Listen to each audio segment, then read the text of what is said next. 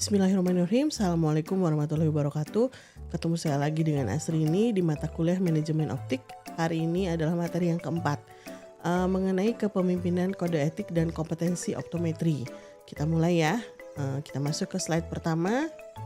Sebentar.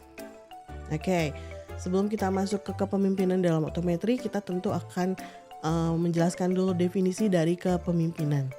Kepemimpinan adalah kemampuan untuk mempengaruhi dan membimbing orang lain dalam mencapai tujuan bersama. Ini mencakup berbagai aspek seperti pengambilan keputusan, kemudian komunikasi, motivasi, dan membangun hubungan.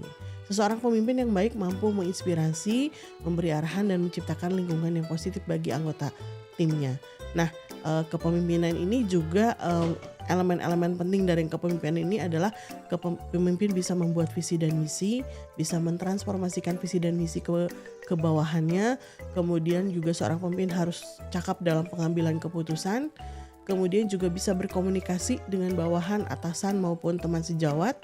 Kemudian juga pemimpin bisa membuat atau memberikan motivasi dan inspirasi bagi karyawan bawahnya atau teman-teman sejawatnya.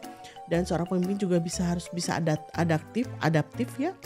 Kemudian bisa menyelesaikan konflik juga ya, dan dalam memimpin satu institusi, kepemimpinan itu harus mampu melakukan pengembangan dalam timnya. Itu adalah kepemimpinan. Nah, kalau kepemimpinan dalam optometri apa? Yang dimaksud dengan kepemimpinan dalam optometri adalah kepemimpinan dalam konteks optometri merujuk kepada kemampuan individu atau organisasi untuk memimpin dalam bidang pengukuran dan pembetulan penglihatan atau koreksi penglihatan ya. Kepemimpinan dalam bidang optometri ini memainkan peranan penting dalam meningkatkan kualitas dan akses kepada penjagaan mata yang baik. Itu adalah kepemimpinan dalam optometri. Nah, tentu ada aspek-aspek kepemimpinan dalam optometri. Yang pertama adalah inovasi teknologi. Nah, memperkenalkan dan memimpin pengembangan alat dan teknik baru untuk pemeriksaan dan koreksi penglihatan seperti mesin autoreflektor atau teknologi lasik. Nah, itu juga harus bisa kita artinya sebagai pemimpin tuh harus mampu menjalankan teknologi baru dalam optometri. Di sini diberikan contoh autoreflektor, kemudian teknologi lasik. Walaupun sebenarnya teknologi lasik itu ranahnya kedokteran ya, tetapi minimal optometri mengerti dan tahu tentang teknologi terbaru untuk koreksi mata. Kemudian pendidikan dan latihan, memastikan bahwa profesional optometri atau oftalmologi dilatih dengan baik dan memahami teknik terkini dalam pemeriksaan refraksi. Kemudian penelitian dan pengembangan, mendorong kajian yang mendalam mengenai masalah penglihatan dan cara baru untuk membetulkannya, serta menyokong penelitian dalam bidang optometri. Kesadaran dan pendidikan masyarakat, memimpin inisiatif untuk meningkatkan kesadaran tentang pentingnya pemeriksaan penglihatan dan penggunaan alat pembetulan seperti kacamata atau lensa kontak. Bapak Ibu pasti tahu berapa bulan sekali sebaiknya kita memeriksakan mata, dan itu merupakan salah satu upaya optometri untuk mengingatkan kepada masyarakat ya. Kemudian aspek kepemimpinan dan optometri yang lain adalah kualitas. Memastikan bahwa jasa dan produk yang ditawarkan memenuhi standar tinggi dan memberikan hasil yang baik kepada pasien kita gitu ya. Baik, kita lanjut ke slide selanjutnya. Memilih tipe kepemimpinan dalam optometri. Jadi ada beberapa tipe kepemimpinan. Nah, bagaimana cara memilih tipe kepemimpinan dalam optometri? Ini bisa dari berbagai macam gitu. Ada kepemimpinan transformasional. Sesuai untuk memotivasi pasukan dalam memperkenalkan inovasi dan teknologi baru dalam pemeriksaan penglihatan. Pemimpin berperan sebagai inspirator yang mendorong kreativitas dan pengembangan profesional. Kalau kepemimpinan demokratif melibatkan anggota dalam pengambilan keputusan, terutama dalam hal prosedur baru atau alat yang akan digunakan. Memastikan semua pandangan dan kepakaran diambil, menciptakan rasa memiliki di kalangan anggota. Kemudian ketiga, kepemimpinan servant, memfokuskan pada keperluan pasukan, maksudnya keperluan bawahan ya, dan pasien di sini, membantu mereka berkembang dan memberikan sokongan yang diperlukan. Kemudian menciptakan budaya layanan yang tinggi penting dalam bidang penjagaan mata. Kepemimpinan transisional berguna dalam situasi yang memerlukan pengurusan prestasi yang ketat dan pengawasan seperti dalam latihan teknikal atau penggunaan alat refraksi. Memberikan ganjaran untuk pencapaian tertentu, mendorong pasukan untuk mencapai standar yang ditetapkan. Kemudian yang terakhir adalah kepemimpinan situasional. Itu memungkinkan pemimpin untuk menyesuaikan gaya mereka mengikuti keperluan dan dinamika bawahan. Berguna dalam menghadapi berbagai situasi seperti waktu pada saat ada tekanan tinggi atau ketika memperkenalkan perubahan besar. Dalam memilih gaya yang sesuai memerlukan pemahaman tentang konteks kerja dan keperluan anggota bawahannya, serta kemampuan untuk menyesuaikan pendekatan demi mencapai hasil yang baik. Jadi untuk memilih tipe kepemimpinan ini tergantung pada skala bisnisnya, kemudian tergantung pada kebutuhannya, tergantung pada keadaan yang memang keadaan yang memang ada di depan mata gitu. Nah, bagaimana? Apakah kita harus memilih satu cara kepemimpinan? Tidak, bisa kita memilih beberapa tipe kepemimpinan sesuai dengan situasi dan kondisi yang ada. Kita masuk ke kode etik optometri. Sebuah optik itu tidak boleh mempekerjakan optometris yang tidak memiliki SIP RO atau SIP SIP, surat izin praktek optometri ya. Kemudian yang kedua, menggunakan optikal atau kegiatan usaha lainnya yang tidak berkaitan dengan pelayanan refraksi, pelayanan optisi, dan atau pelayanan lensa kontak. Kemudian tidak boleh mengiklankan harga atau diskon kacamata koreksi, lensa kontak, dan cairan pembersih lensa kontak sesuai dengan ketentuan peraturan perundang-undangan. Kemudian selain ketentuan sebagaimana dimaksud, penyelenggara optikal juga dilarang untuk menjual kacamata korektif, lensa kontak, dan cairan pembersih lensa kontak yang tidak sesuai ketentuan peraturan perundang-undangan. Ya, perundang-undangan yang digunakan adalah tentunya Permenkes, karena memang optometri merupakan salah satu dari tenaga kesehatan gitu ya. Oke, kita lanjutkan. Di sini optometri atau refraksi optisi berdasarkan Peraturan Menteri Kesehatan Nomor 1 Tahun 2016 tentang penyelenggaraan optikal. Refraksionis optician atau optometris adalah setiap orang yang telah lulus pendidikan RO atau optometri sesuai dengan ketentuan peraturan perundang-undangan. Exit exam, melakukan uji kompetensi gitu ya. Nah itu kemudian lulus uji kompetensi.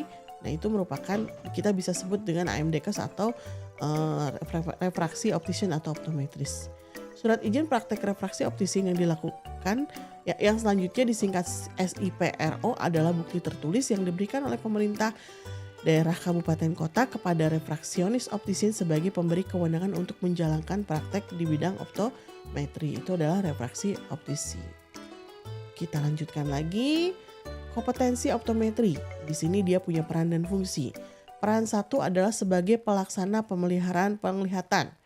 Fungsinya, pertama, melakukan amnesia terhadap pasien, kemudian melakukan pemeriksaan pendahuluan, melaksanakan pemeriksaan objektif, subjektif, dan binokuler ortoptik, kemudian melaksanakan diagnosa, melaksanakan tata laksana koreksi penglihatan pasien, mencatat data klinik pasien, melaksanakan rujukan bila diperlukan, kemudian melaksanakan pembuatan kacamata koreksi, kemudian melaksanakan pemilihan, pemasangan, dan pemeriksaan lanjutan pada pasien lensa kontak, kemudian melaksanakan pelatihan ortoptis, dan melaksanakan pemberian koreksi alat bantu penglihatan subnormal. Itu peran dan fungsi yang pertama. Kemudian peran yang kedua bagi kompetensi optometris adalah